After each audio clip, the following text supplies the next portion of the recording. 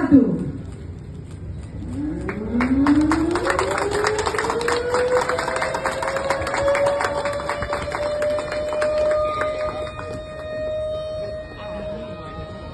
Wabarakatuh. Waalaikumsalam. Selamat siang, salam sejahtera untuk kita semuanya. Iya. Bapak Ibu sekalian, teman-teman media, seharian ini tadi kami melakukan kunjungan di Kota Medan ini dalam rangka memastikan kesiapan untuk pelaksanaan hari raya, terutama ketersediaan energi tentunya ya. Jadi pertama tadi pagi kami mengunjungi kantor PLN untuk mengecek bagaimana kesiapan pasokan listrik ya, kehandalan dari listrik di wilayah Sumatera bagian utara khususnya di Kota Medan, dan alhamdulillah untuk listrik aman dan cadangannya masih sekitar 30% ya.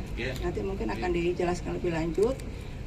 Jadi insya Allah untuk mereka yang berlebaran tidak perlu khawatir, karena juga dari pihak PLN sudah menyiapkan juga untuk tempat-tempat tertentu seperti masjid-masjid itu sudah dilengkapi dengan genset, artinya kalau sewaktu-waktu tiba-tiba listriknya mati itu tidak akan mengganggu karena genset langsung menyala. Kemudian juga daerah-daerah wisata juga menjadi perhatian, karena tentunya selain Hari Raya Idul Fitri ini kan termasuk juga liburan anak-anak sekolah. Nah tentu mereka juga banyak yang berkunjung ke daerah wisata. Nah itu juga dijaga supaya listriknya tetap bisa memenuhi kebutuhan dari masyarakat.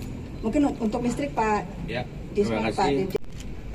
Untuk nasional sebenarnya aman ya, karena untuk biasanya untuk Lebaran itu industrinya tutup ya, sehingga turun untuk bebannya bahkan sekitar 29%. Nah untuk yang Sumatera Utara saya melihat normalnya sebenarnya 7,7 gigawatt, tapi sekarang diperkirakan pada saat Lebaran nanti sekitar 6,5, artinya ada 1,1 gigawatt yang harus dimatikan pembangkit kita.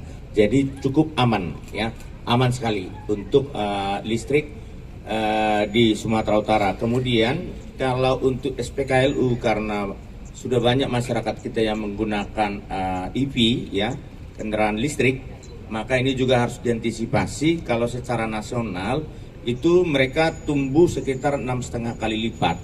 Kalau di Sumatera saya lihat tadi sekitar 4-5 kali lipat.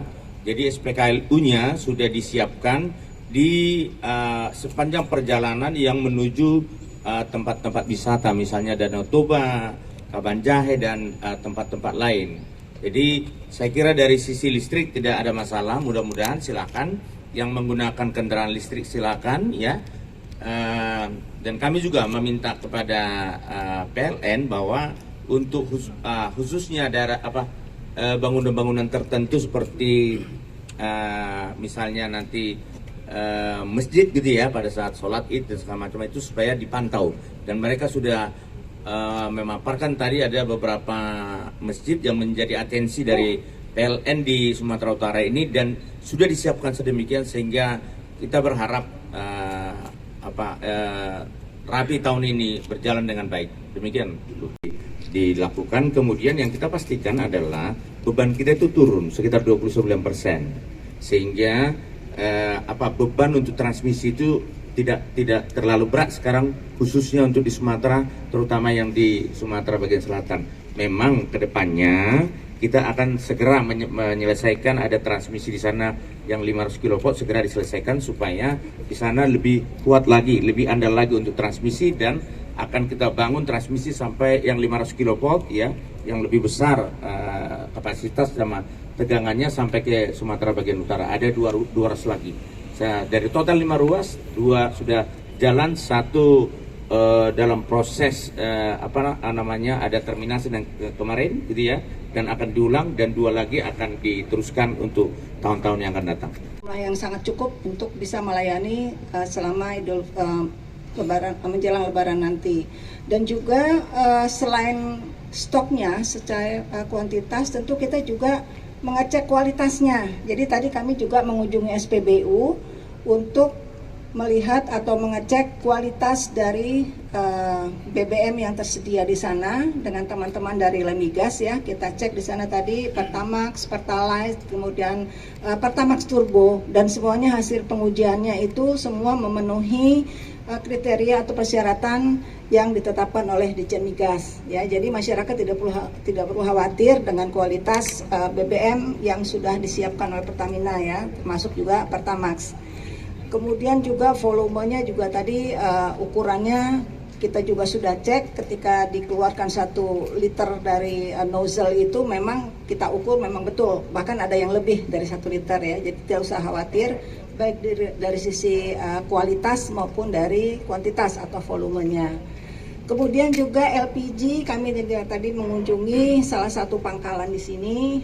Kita melihat mereka menjual sesuai dengan HET ya, 17.000. Kemudian juga menjual sesuai dengan prosedur, artinya masyarakat yang membeli juga menunjukkan KTP, kemudian menggunakan aplikasi, dan secara stok juga aman, sekitar berapa? 11 hari ya, 11 hari, jadi itu akan cukup untuk memenuhi kebutuhan masyarakat. Nah, termasuk juga volumenya. Kami tadi juga ngecek salah satu tabung itu, kita timbang beratnya 8 kilo. Artinya itu sudah benar ukurannya, bahwa tabungnya kan 5 kilo, isinya 3 kilo, sehingga secara total adalah 8 kilo. Tadi sudah kita ukur juga, kita timbang juga ya. Kemudian selain daripada LPG, kita juga tadi mengunjungi kantor PGN untuk melihat kontrol atas pengaliran gas ya, gas bumi, termasuk juga untuk Jargas, jaringan gas untuk rumah tangga. Jadi cukup banyak sebetulnya Jargas rumah tangga di Sumbata bagian utara ini, sekitar ada 46.000 ya, 46.000 sambungan rumah tangga, dan kita tentu berharap ini akan terus bertambah.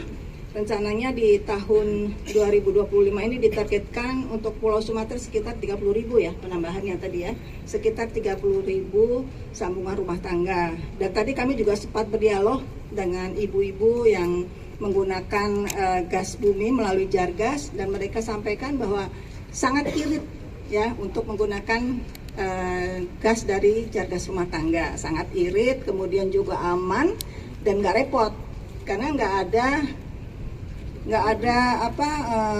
kehabisan gas gitu ya. Kalau kita pakai tabung kan kadang-kadang di tengah-tengah masak habis gitu, bingung kita cari. Nah kalau pakai Jargas itu ngalir terus gasnya, jadi nggak ada cerita kita akan kehabisan gas. Alhamdulillah, mudah-mudahan nanti ke depan akan semakin banyak ya, seiring dengan program pemerintah untuk lebih mendorong pemanfaatan gas bumi di dalam negeri.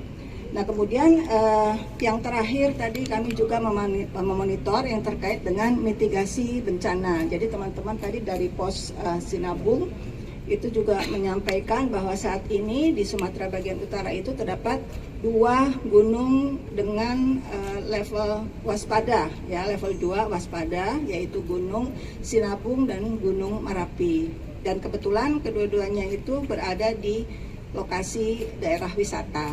Nah, jadi kami juga menghimbau kepada masyarakat yang berwisata di daerah sekitar gunung itu agar tetap waspada ya, dengan peringatan-peringatan yang nanti mungkin akan diberikan oleh teman-teman dari pos gunung api. Ya mudah-mudahan kita tidak berharap sesuatu terjadi, tetapi ingat tetap waspada ketika kita berwisata di. Download Tribun X sekarang, menghadirkan lokal menjadi Indonesia.